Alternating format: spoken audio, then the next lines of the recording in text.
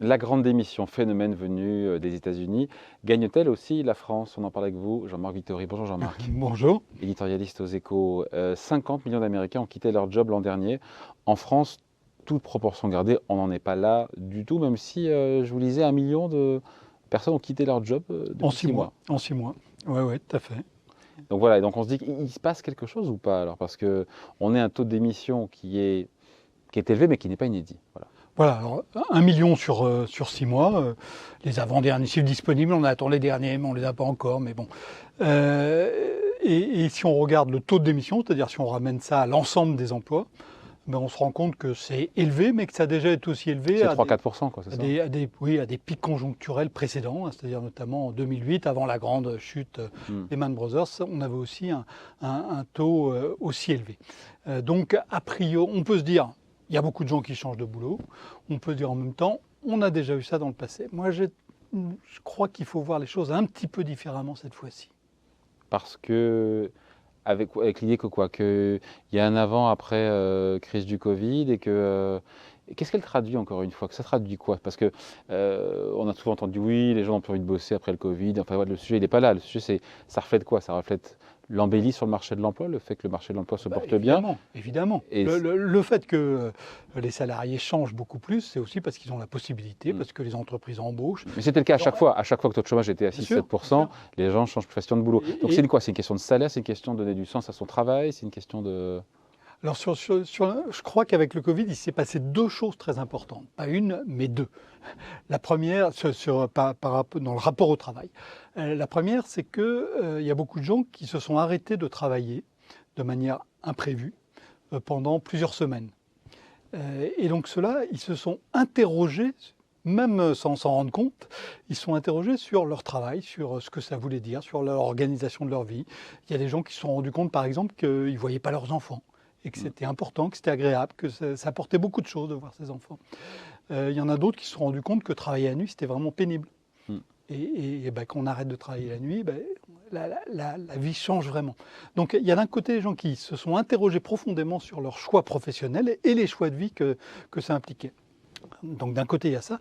Et de l'autre côté, il y a aussi le télétravail. Le télétravail, ce n'est pas seulement le fait de travailler de chez soi, c'est organiser le travail de manière complètement différente.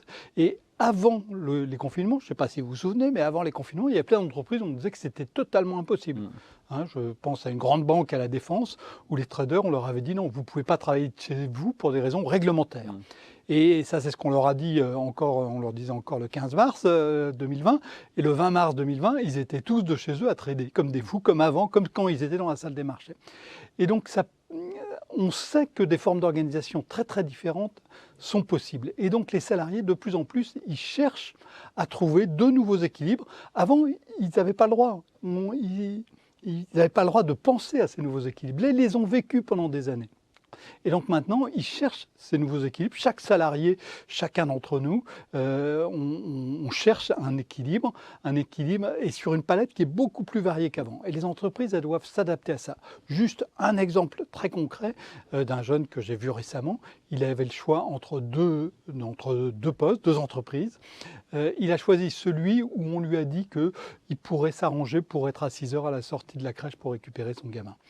Ça, avant, ça existait, mais de manière beaucoup plus marginale. Maintenant, ça se développe avec beaucoup plus de force. Donc, la première chose, je crois, c'est vraiment la liberté d'organisation dans le travail, quand c'est évidemment possible avec le poste de travail. Quand vous travaillez dans un supermarché, à une caisse de supermarché, il faut que vous soyez là à une heure donnée parce que c'est à ce moment-là qu'est le client. Mais il y a beaucoup, beaucoup d'emplois où il est possible de s'organiser très différemment. Les salariés le veulent, les entreprises auparavant refusaient. Maintenant, il y a une bataille entre les entreprises. Plutôt que le rapport de force. Jusqu'où aller exactement. Parce que ce rapport de force a changé sur fond de taux de chômage qui est plus bas, en tout cas, même s'il n'est pas le plus bas d'Europe en France, loin s'en faut. Et puis il y a aussi le contexte inflationniste, évidemment, le pouvoir d'achat des salariés qui est rogné. Donc on se dit que c'est normal que pour quelques dollars de plus, pour paraphraser le western spaghetti, voilà, qu'un salarié ait envie peut-être de changer de crèmerie. Oui, bien sûr. Mais ce n'est pas l'alpha et l'oméga. Alors, C'est un point important, hein. Il y a beaucoup de gens qui changent pour avoir 200, 300, 1000, 2000 euros de plus selon leur place dans la hiérarchie salariale de l'entreprise. C'est une raison importante, mais ça n'est pas que ça, et c'est peut-être de moins en moins ça, hein. Aux États-Unis, il y a une étude qui a été faite par une économiste de la Réserve fédérale, enfin d'une des banques centrales du système. Une antenne. Voilà. Et qui a montré que chez les jeunes aux États-Unis, ce n'est pas le même phénomène qu'en France. Aux États-Unis, c'est les gens qui décident de rentrer sur le marché du travail ou pas.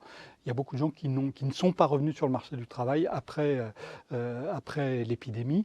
Et donc sur la décision de revenir ou pas sur le marché du travail, cet économiste a montré que chez les jeunes, l'argent était quelque chose de beaucoup moins important que chez les seniors. Mais ça veut dire qu'il y a d'autres choses qui rendront en compte que l'argent, hein. Donc il y a l'aspect mercenaire, hein. Mercenaire, le mot vient de merces, hein, latin, qui signifiait salaire. Donc on a bien un lien entre... Parce qu'un côté péjoratif, pardon, en disant Bien les sûr. salariés sont-ils devenus mercenaires? Ensuite, c'est devenu un terme très négatif, mais mercenaires, c'est les gens qui se vendent au plus offrant. Donc cette dimension-là existe sans nul doute, mais il y a aussi d'autres choses. Donc il y a les aspirations d'organisation du temps, et puis il y a effectivement tout ce qui est la quête du sens.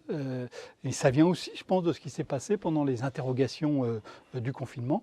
Les salariés, ils veulent plus de choses que ce qu'ils attendaient de leur travail d'avant.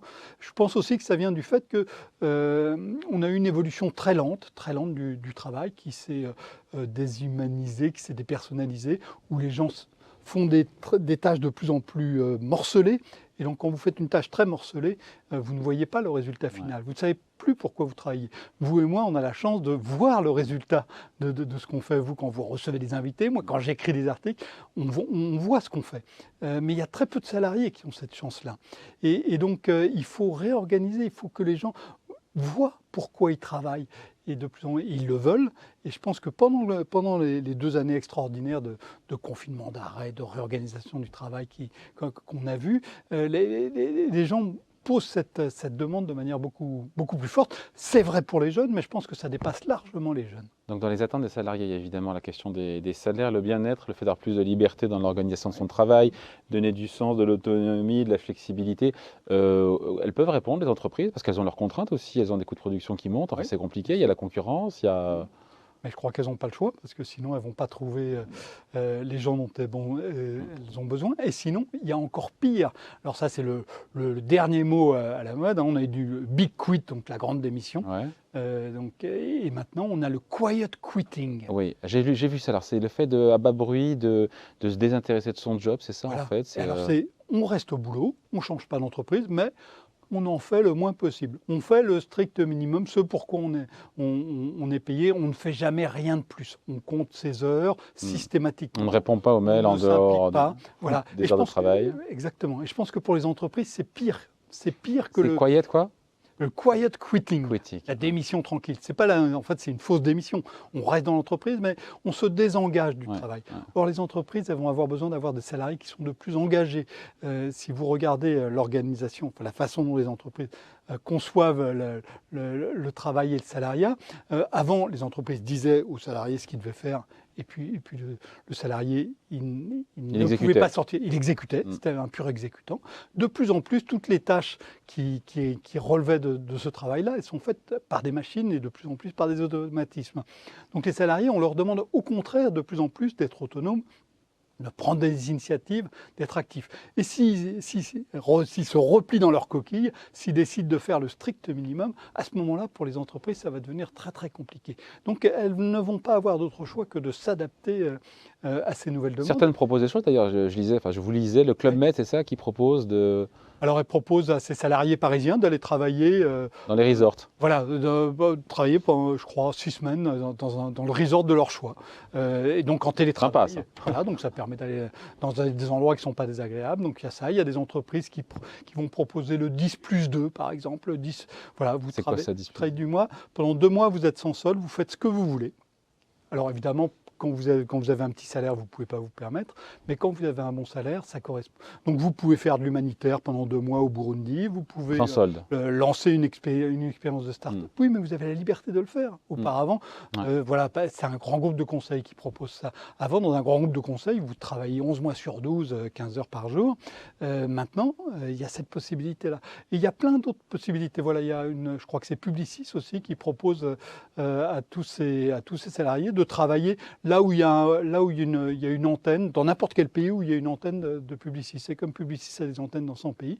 Vous pouvez aller travailler en télétravail pendant un certain temps dans 100 pays différents. Voilà. Et donc, c'est pas que pour faire joli que ces entreprises proposent ça.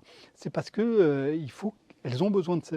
Mais elles seront en capacité, parce qu'on parle de grands groupes, elles sont toutes en capacité d'offrir tout ça, tout ce qu'attendent. Et en même temps, la prochaine crise, peut-être qu'il fera un peu plus froid dehors. On dit plus d'ailleurs, aujourd'hui il fait froid dehors, je reste là où je suis. Non mais c'est vrai. Bien sûr, mais ça va revenir. Mais il y a des cycles. Aussi. Mais encore une fois, les salariés, il y a des salariés qui seront en mesure de demander des choses qu'ils ne pouvaient pas réclamer auparavant. Un autre exemple, un jeune qui est à Barcelone, il en est à sa troisième grande entreprise, il travaille sur de la relation client informatique, donc voilà, c'est un domaine très pointu. Troisième grande entreprise française, il dit moi je suis prêt à travailler pour vous, mais je reste à Barcelone. Voilà. Il y a 10 ans, ce genre de choses, c'était inimaginable. Et donc, l'entreprise s'est adaptée parce qu'elle a besoin de cette compétence-là. Ouais. Alors, avec un risque majeur, c'est qu'il risque d'y avoir au sein de l'entreprise, entre les salariés qui peuvent se permettre ça et les entreprises qui ne peuvent pas. Voilà, ça va. Moi, c'est l'une de mes grandes questions sur cette mutation. Salariat de vitesse du travail. Voilà, c'est qu'on va avoir des écarts qui vont se creuser, des écarts qui étaient déjà des écarts salariaux, qui étaient déjà des écarts de conditions de travail, mais qui vont être des écarts encore plus grands, avec là une vraie difficulté à gérer des relations qui vont pouvoir devenir tendues au sein de l'entreprise. Ouais. Avant de se quitter, Jean-Marc, il y a aussi l'idée pour tous les salariés, et c'est un défi colossal pour les entreprises d'associer plus, on l'a dit en filigrane, mais d'aller plus loin dans l'association des salariés à leur boîte. Vous avez appelé ça l'affection sociétatis, qu'on a appris, juridique. Un terme juridique qui désigne la base de la formation de la société. Les associés s'associent pour former la société. C'est une définition juridique et ça s'arrête à l'actionnaire. Je pense effectivement que pour éviter le désengagement des salariés, pour maintenir leur engagement, pour leur demander d'être beaucoup plus actifs dans leur fonctionnement au sein de l'entreprise, parce que l'entreprise a besoin de ça. Elle ne leur demande plus de faire des choses automatisées, de plus en plus, elle va leur demander de prendre de l'initiative, d'être actifs. Et donc ça, les salariés ne vont pas faire ça très longtemps sans être actifs jusqu'à la réflexion sur ce que fait l'entreprise, sur ses choix stratégiques. Et je pense que voilà, l'étape suivante pour les entreprises, ça va être d'associer, de trouver des moyens d'associer. Ça passe par le pouvoir, ça passe aussi par l'association au capital, sous une forme ou sous une autre. Et à la gouvernance aussi peut-être. Bien sûr, évidemment, et donc derrière la gouvernance. C'est des gros chantiers tout ça. Associer non seulement ce qu'on considère aujourd'hui comme les associés de l'entreprise, c'est-à-dire les actionnaires, mais beaucoup plus l'ensemble de leurs salariés. Et je pense que derrière ces mouvements de grandes démissions ou de démissions tranquilles, il y a aussi des aspirations beaucoup plus profondes des salariés à participer plus profondément à l'entreprise. Et des entreprises qui ne sauront pas le faire, elles vont en payer le prix très vite. Allez, merci beaucoup. Point de vue signé Jean-Marc Vittori, éditorialiste aux Échos. Merci Jean-Marc. Merci à vous.